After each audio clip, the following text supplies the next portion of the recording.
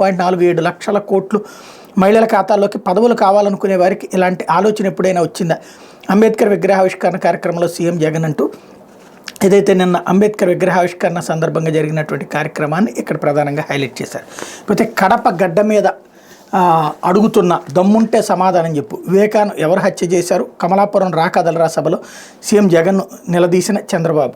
ఇక్కడ ఈ రెండింటి దాంట్లో ఉన్నటువంటి తేడా ఏంటంటే, నేను జిల్లా నియోజకవర్గ అదే ప్రతి ఊరు మార్చానని జగన్ చెప్పుకుంటున్నాడు.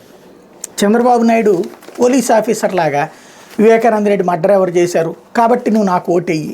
ఇదే ఇద్దరి మధ్యన ఉన్నటువంటి తేడా. బాబు గారు ఇప్పటికైనా ఆలోచించుకోవాల్సినటువంటి అంశం.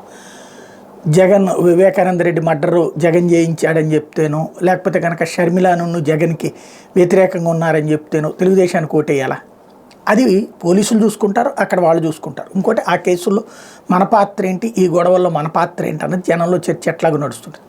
అసలు పాయింట్ ఏంటి, గ్రామీణ ప్రాంతాల్లో చంద్రబాబు హయాంలో ఎక్కువ అభివృద్ధి జరిగిందా, జగన్మోహన్ రెడ్డి హయాంలో ఎక్కువ అభివృద్ధి జరిగిందా?